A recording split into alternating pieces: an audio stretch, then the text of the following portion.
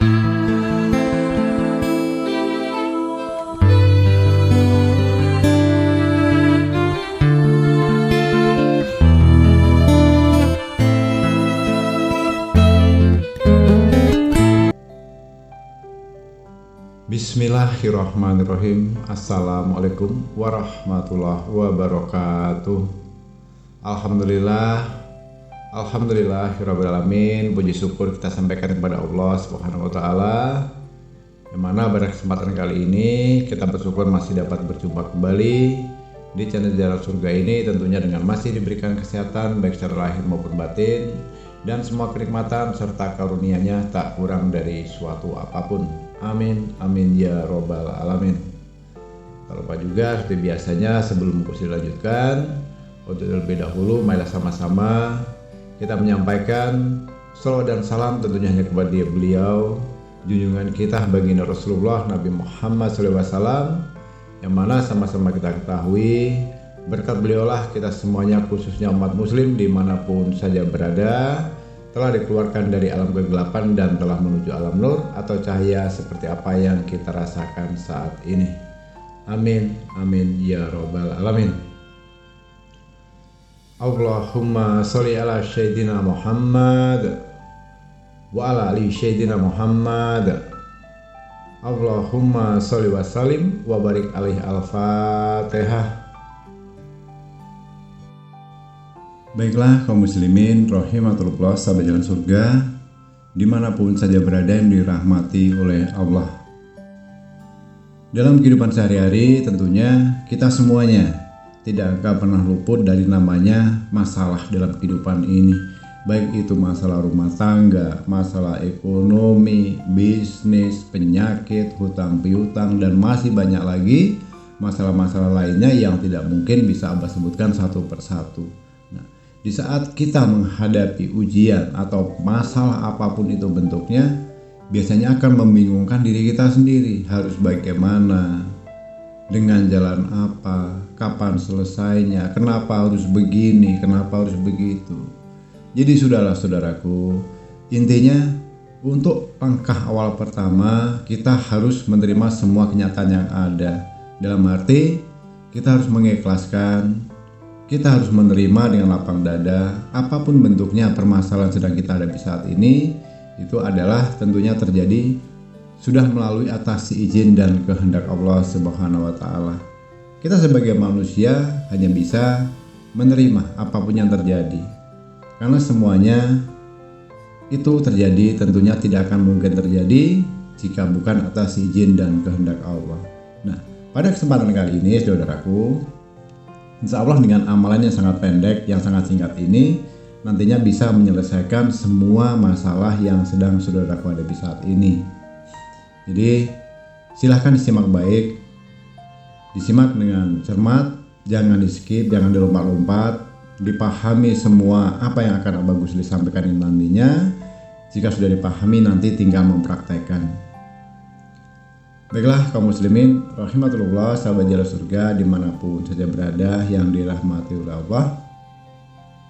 Mulai saat ini, setelah saudaraku mendengarkan video dan audio dari Abah Gusli ini, jika khususnya untuk kalian yang sedang menemui masalah apapun itu, seperti yang sudah Abah Gusli sampaikan tadi di awal, masalah itu tidak bisa kita sebutkan satu persatu, tapi insya Allah dengan amalan ini akan bisa menyelesaikan 1001 masalah di dalam kehidupan kita sehari-hari saudaraku. Jadi langkah yang pertama, mulai setelah mendengarkan video dan audio ini, nanti bangunlah tepat pada jam 2:22. Pahami ya? Jadi triple 2. Yang berapa tadi? Jam 2:22. Setelah itu, saudaraku, silahkan untuk bersuci terlebih dahulu, ya, berwudu dari hadas kecil maupun hadas besar, bersuci terlebih dahulu. Kemudian, setelah itu lakukan dulu sholat hajat 2 rakaat. Ya, setelah sholat hajat, jangan langsung berdoa, saudaraku. Nah, setelah kita melaksanakan sholat hajat 2 rakaat tadi pada jam 2:22, Kemudian duduk yang rapi, yang bagus, tetap posisi dalam menghadap ke kiblat, duduk di sajadah di tempat kita sholat tadi. Langkah pertama yang harus saudara paham, kosongkan dulu pikirannya, ya. Bersihkan dulu dari segala pemikiran yang tidak ada gunanya atau tidak diperlukan. Tenangkan dulu jiwamu, tenangkan dulu hatinya, tenangkan dulu pikirannya. Artinya kalau badan atau tubuh kita sudah rileks, sudah tenang, itu faktor penyebabnya kadang kita menggunakan lampu itu dalam pencahayaan, jangan terlalu terang, jangan juga gelap, jangan juga terang. Artinya cukup redup-redup atau remang-remang saja, itu posisi lampunya. Terus kemudian yang kedua, usahakan jangan ada suara yang bising yang mengganggu apa yang menjadi pendengaran kita. Usahakan cari tempat yang khusus, memang tempatnya itu sunyi. Supaya apa? Supaya kita bisa lebih fokus. Nah, jika kita sudah dalam keadaan rileks, tenang, silahkan saudaraku baca istighfar dulu 10 kali, ya, 10 kali. Tidak perlu harus terburu-buru. Dia walaupun lambat tapi jelas dan diresapi, dan kita memaknai dari apa yang kita ucapkan itu sendiri. Sambil menangis, kalau memang dirasa tidak tahan lagi, silahkan. Artinya apa yang kita ucapkan ini nantinya harus tulus, murni dari lahir batin kita. Tulus itu ungkapan hati kita, bentuk berserah diri kita kepada Sang Pencipta. Apa yang dibaca? Astaghfirullahaladzim, Astaghfirullahaladzim, Astaghfirullahaladzim. Nah, kita membaca istighfar itu sebanyak 10 kali dengan nada yang tenang, yang jelas diucapkan. Jadi artinya membaca istighfarnya ini tidak boleh dalam hati, harus dikeluarkan secara perlahan. Dan itu diresapi, direnungi. Supaya apa? Supaya kita bisa merasakan dengan apa yang kita ucapkan itu sendiri. Ingat, di saat kita membaca istighfar itu, bayangkan semua dosa-dosa di masa lalu kita yang telah kita perbuat, baik itu dosa yang kecil maupun dosa yang besar, baik yang sengaja maupun tidak sengaja. Akui bahwa diriku, jiwa dan ragaku ini bergelimang dengan dosa, ya Allah. Aku mohon ampunan-Mu, ya Allah. Ampuni akan segala dosa-dosaku, ya Allah. Hamba mohon ampun hanya kepada-Mu, ya Allah. Astaghfirullahaladzim, Astaghfirullahaladzim. Nah, itu lakukan sebanyak 10 kali, ya. Lakukan dengan secara hikmat, dengan tenang, fokus. Jadi kadang di satu sisi ada orang istighfar itu hanya ucapannya saja, tapi tidak sampai ke hati atau ke relung sanubarinya. Hanya mengucapkan saja, Astagfirullahaladzim, Astagfirullahaladzim, Astagfirullahaladzim. Nah, hal yang seperti itu sepertinya tidak sependapat dengan Abah Busri. Kenapa? Apa yang diucapkan itu bukan murni dari hatinya. Jadi satu kata Astagfirullahaladzim itu kalau kita resapi, kalau kita renungi, begitu dalam makna dan artinya. Mohon ampun kepada Allah, minta pengampunan atas segala dosa-dosa yang kita lakukan selama ini. Setelah kita membaca istighfar 10 kali tadi, kemudian berdoalah, ya, sampaikan langsung kepada Allah. Ini contohnya, kalau saat ini punya usaha dalam bentuk apapun usahanya, dagang, bisnis, PNS, pegawai swasta dan sebagainya, ucapkan kepada Allah, sampaikan kepada Allah. Ya Allah, ini kalau pedagang, khusus untuk pedagang misalnya ya, jika memang daganganku saat ini sepi dan bangkrut, ini semua terjadi karena atas semua dosa-dosaku dan salahku. Hamba mohon ya Allah, Ampunilah aku akan segala dosa-dosaku yang telah kau perbuat selama ini, baik dosa-dosaku yang kecil maupun yang besar, baik yang sengaja maupun tidak aku sengaja. Dan itu contoh doanya untuk pedagang. Kalau saat sedang memiliki hutang bagaimana? Sama. Ya Allah, jika aku memiliki hutang saat ini, dan jika ini karena kesalahanku dan juga dosa-dosaku, hingga saat ini aku tidak bisa menyelesaikan hutang-hutangku, hamba mohon ampun ya Allah. Ampuni atas segala semua dosa-dosaku, dari dosaku yang kecil hingga yang besar, baik yang sengaja maupun tidak sengaja ya Allah. Hamba mohon ya Allah. Nah itu kalau kita sedang memiliki hutang. Tentunya disesuaikan dengan kondisinya, kebutuhannya masing-masing. Kalau memang saat ini yang menghadapi hutang, akui saja kalau ini memang salahku, ini memang dosaku, mohon ampuni aku ya Allah. Kalau kita sedang sakit, ya Allah, kalau ini memang salahku dan dosaku, ampuni aku ya Allah, dan angkat penyakitku ini ya Allah, sembuhkanlah aku seperti sedia kala ya Allah. Itu cara memintanya. Nah, jika sudah sampai di situ, selesai dengan doa yang khusyuk, yang tulus, lalu pegang tasbih. Ya, pegang tasbih. Usahakan untuk membaca istighfar ini sebanyak 3.333 kali secara istiqomah. Ya, kalau tadi triple 2, sekarang triple 3. Kalau tadi jamnya kita melaksanakan sholat hajat itu di jam 2:22. Nah, sekarang kita membaca istighfarnya yang terakhir ini jumlahnya 3.333 hitungan. Ya, setelah kita melaksanakan sholat hajat tadi, kemudian kita beristighfar 10 kali, kemudian kita menyampaikan doa dan keinginan kita, bentuk pengakuan kita kepada Sang Pencipta tadi, mohon ampun kepada Allah. Kemudian langsung pegang tasbihnya dengan cara membaca wiridnya istighfar. Bismillahirrahmanirrahim. Astaghfirullahaladzim, astaghfirullahaladzim, astaghfirullahaladzim. Nah, jangan keburu-buru.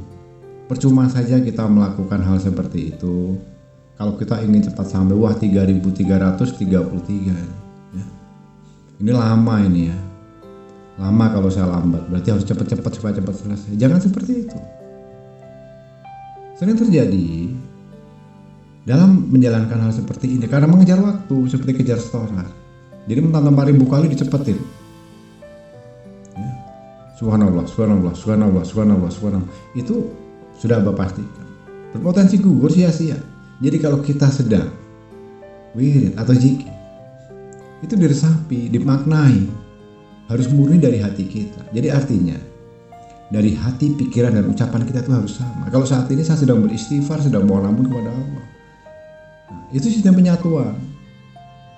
3 satu kesatuan ini tidak bisa terpisahkan. Dari hati kita harus memang benar-benar ikhlas, dari pikiran kita memang harus benar-benar fokus, pemikiran yang bersih, dari ucapan pun kita mengakui kita bersalah, mengakui kita berdosa, dan kita mohon ampunan kepada Allah. Ucapkan secara tulus dari lahir batin, dari relung hatimu paling dalam. Astaghfirullahaladzim, astaghfirullahaladzim, astaghfirullahaladzim. Begitu caranya. Bayangkan dalam pikiranmu, saat ini aku adalah hambamu yang paling hina ya Allah, yang paling nista ya Allah, yang paling bergelimang, paling banyak bergelimang dengan dosa dan nista. Karena dosa dan semua salahku ini ya Allah, yang telah aku lakukan selama ini, usahaku jadi macet, hutangku jadi banyak, penyakitku tak kunjung sembuh, rumah tanggaku berantakan, bisnisku tidak berjalan, musibah silih berganti. Maka dari itu ya Allah, aku mohon ampuni aku ya Allah. Berjanji dalam diri sendiri, setelah kita memohon ampun dan sudah diampuni oleh Allah, jangan lagi melakukan hal yang sama. Perbanyak kebaikannya, perbanyak ibadahnya, amal sedekahnya. Nah, setelah sampai kita pada hitungan 3.333 kali tadi itu, artinya 3/4 ya, 3-nya 4 kali. Mohon maaf tadi ada yang salah di awal. Itu 3.333 kali beristighfar.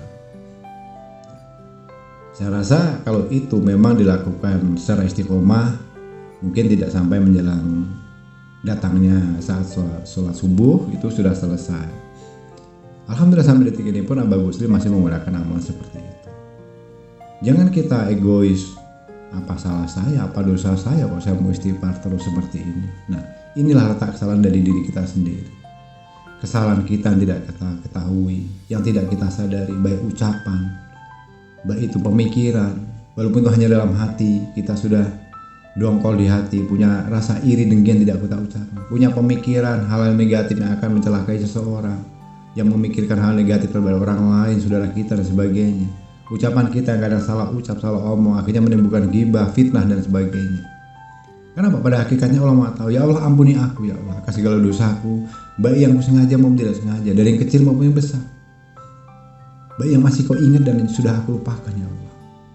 Tolong ampuni semuanya ya Allah atas segala dosa-dosaku selama ini. Begitu. Lakukan saja secara istiqomah saudaraku.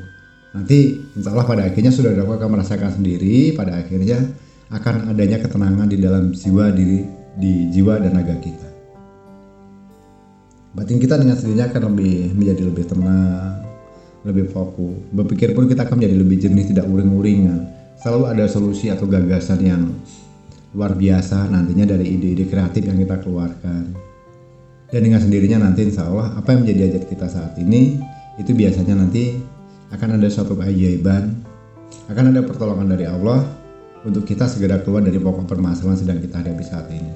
Lakukan saja, jangan pakai hitungan.